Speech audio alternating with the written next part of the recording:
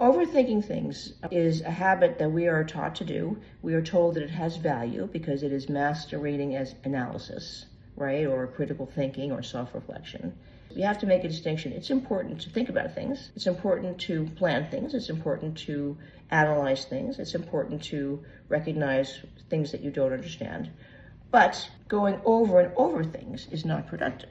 Because every time you go over it, think of your brain as a new mown lawn, and you mow it, you think of the problem through, and you solve it.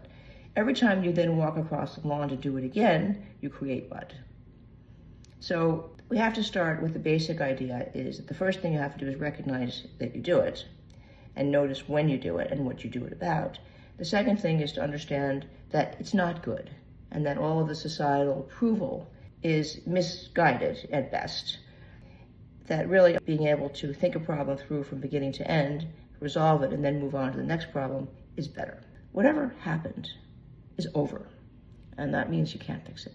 What you can do is say, okay, I can't fix it, it was very uncomfortable, but what can I do to make my future better than my immediate past? I mean, I tend to write things down because I'm a writer, and I find that once I write things down, they leave my head. The word of the day practice is set up to do that very thing. You work on the cluster.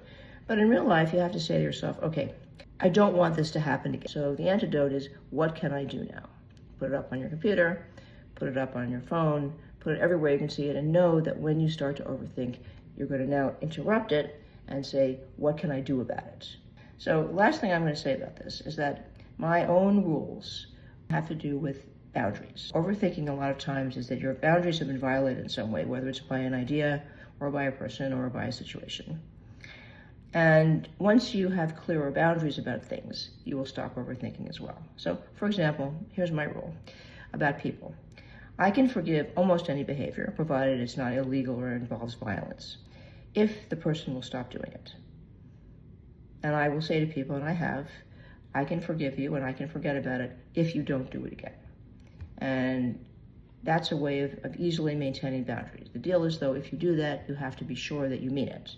So if you say to your partner, look, I'm at the end of my rope. If you do this again, we're done. You can't not mean it, right? It has to be real.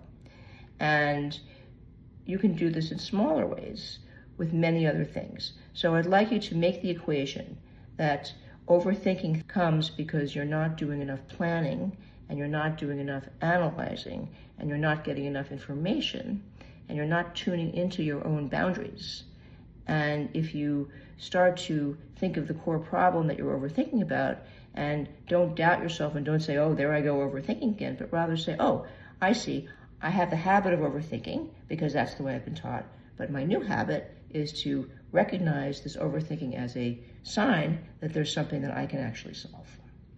So if you like the conversation and this interests you, please join me on social media, buy a book, join a webinar, and I'll see you on the next video.